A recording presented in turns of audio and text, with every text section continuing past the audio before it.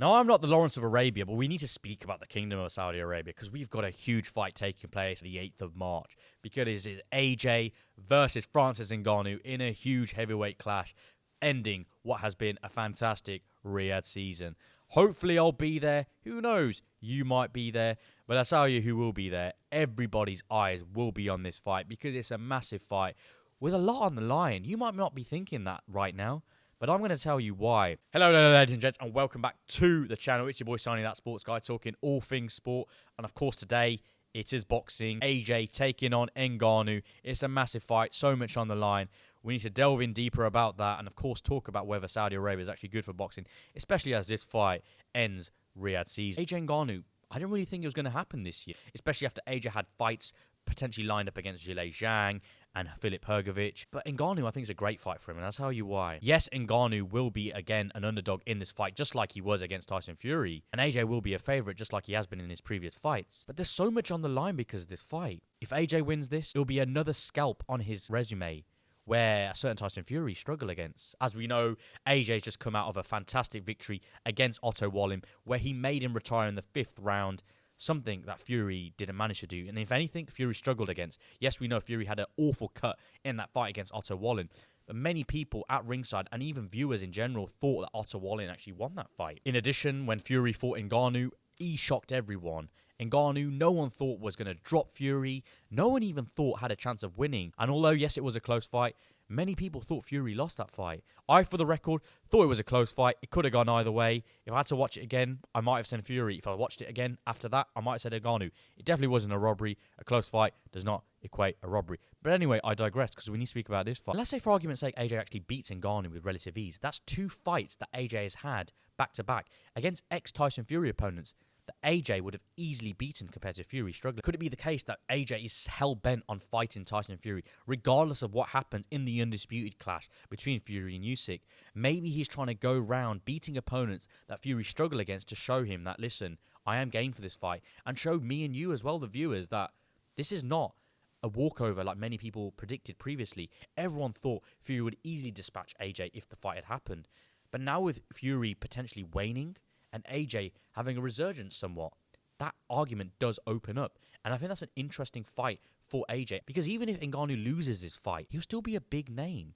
He'll still have massive potential, not only in boxing, but also when it comes to MMA. Now, we all know why he's actually in boxing, because of the money that boxing offers compared to MMA. We all know his contract issues at the UFC and what they were offering weren't lucrative. Of course, that's why he went to the PFL, and eventually why he actually swapped code and went to boxing. And I'm really happy for him as well. He's a humble champion with a great message, and him having a big fight again is only a benefit for him and also for us, because I'd like to see Ngannou in the ring again as well. Yes, there's talks of AJ knocking him out very easily, according to Eddie Hearn. But listen, I'm not a salesperson. I work in finance, and if we look at the numbers, it's going to do huge numbers when it comes to pay-per-view and also viewership as well. Who doesn't want to see AJ Ngannou? I'd love to see it. The casual fan would love to see it as well. They loved the idea of Fury taking on Ngannou, and when Ngannou dropped Fury, it opened many, many eyes to the sport. Again, AJ Ngannou is going to open more eyes to the sport as well. And although the likelihood is that AJ comes out of that, he comes out of that with not only a huge paycheck, but another win on his resume, making sure that he's active as well. This would eventually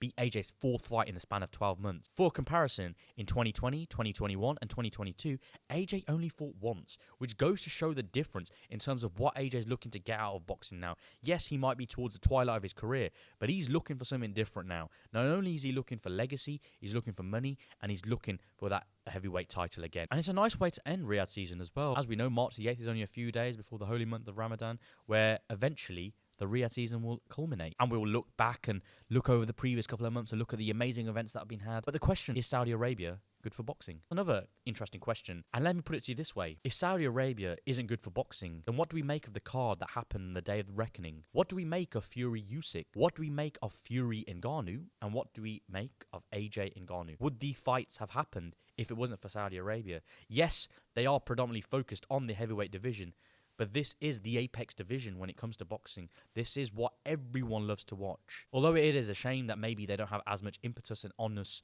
on other divisions, the heavyweight division has always been the most glamorized division in boxing. Everyone loves the heavyweights. And that's what I think the Saudis are going for. And you can't hold that against them. Yes, there are talks and The debate will still rage on about atmosphere, and I do agree there is some criticism that they do need to take with the atmosphere, where sometimes it is quieter than anticipated, and maybe local fighters going into those cards could propel that atmosphere. But if we look at Saudi Arabia, these fights would not have happened without Turkey Al-Sheikh, for one, and also Saudi Arabia's vision of having these great events take place in Riyadh season. Of course, you want to hear a roar from the crowd when an onslaught happens from AJ, for example, like you would in England. I've been at plenty of AJ fights where you just hear the crowd get on the edge of their seats screaming for AJ to knock his opponent out. And yeah, you might not get that in Saudi Arabia, but that's because of cultural aspects. Yeah, you could talk about the Rumble in the Jungle, for example, or Thriller in Manila, but the one anomaly with that is there was Muhammad Ali in those fights. Cultures may differ, but I'm pretty sure if you put Muhammad Ali in the ring, those Saudi Arabian local diaspora would be off their seats as well. So a part of it comes to who they support as well, which is where I think the local Saudi Arabian boxers could actually benefit. Saudi Arabia is good for boxing, regardless of what spin you put on it. Again, like I said, we don't really talk politics on this platform. And, you know, people will talk about sports washing, and we may inevitably get onto that topic in the near future. But what they bring for boxing, I really admire, because, like I said, we wouldn't have seen these fights. Would we really have seen such a stacked card of Day of Reckoning? Probably not. For years, us as boxing fans always clamoured for cards that are stacked, because we look at the UFC, for example, and see amazing cards that Dana White puts on. Boxing, we don't really see that as much, but the Day of Reckoning, we saw that. We saw rival promoters come together. We saw Eddie Hearn and Frank Warren. Something we'd probably never dreamed of ever seeing together. Yeah, fine, we never really got to see Deontay Wilder and AJ come to fruition because of Wilder losing to Parker. But even fights such as Parker-Wilder, would they happen on the same card as AJ Wallen? Probably not. So you got to give credit where credit's due. You can't just be biased to a certain extent just because it's in Saudi Arabia. You need to see the bigger picture and think, would these fights have happened without Saudi Arabia? Probably not. Yes, admittedly, the mecca of boxing is not in Saudi Arabia, pardon the pun. It's still in America, because Vegas still hosted huge fights in 2023. We had Tank versus Garcia. We had Spence Crawford. We had Canelo Charlo. Big fights still take place in Vegas and the US, for example. But Saudi Arabia does have a seat at the table. Not necessarily the head of the table, because that might be reserved for Dwayne "The Rock" Johnson or Roman Reigns. But they definitely have a seat at the table. And if anything, us as fans of the sport should admire that. Yes, the atmosphere can be improved, but at the end of the day, we still want to see big fights. And that's what's happening at the moment. They are committed to this project long term. And that, if anything, is a benefit for us as fans. We may even see more crossover fights as well. Of course, AJ Ngannou is a huge fight. It's going to be a massive spectacle as well. Like I said, it culminates Riyadh season. I think AJ is going to win that fight. He looked very, very good against Wallen. The style that Davison has obviously implemented is better for AJ, especially as he's going for these tougher fights. He looks as though he's fighting like Canelo. I'm not saying he's Canelo, because Canelo is Canelo. But in terms of his efficiency with his shots, his understanding of the footwork of his opponents is better. Yes, the head movement might not necessarily be there of Canelo. AJ does look like he's going through a resurgent and a different aspect of his career, which, if anything, is good for us fans that would love to see an AJ back at this peak of his powers. Again, Ngannou, he's going to be a threat. We all know what he did in that fight against Fury. Can he shock us again? I'm not really convinced. I think AJ is a more polished fighter. I think his style will pose far greater problems as opposed to what Fury done. And again, AJ doesn't have an eye on Usyk in the coming months. Fury did, and that's the reason why I think Fury may have underperformed in that fight. But for me, AJ will stop Ngannou within 7 rounds. That's what I think. That's what I think when it comes to Saudi Arabian boxing as well, in terms of what they're doing for the sport. I'd love to hear your thoughts as well. Do you think they're good for boxing? And also, who do you think wins, Anthony Joshua or Francis Ngannou? Thank you very much for watching as always, guys. Please let me know your thoughts in the comments. If you want to speak about it in further detail, please drop me a DM on Instagram. I'd love to hear your thoughts and have a conversation as well. But as always, thank you very much for watching, and until next time, guys.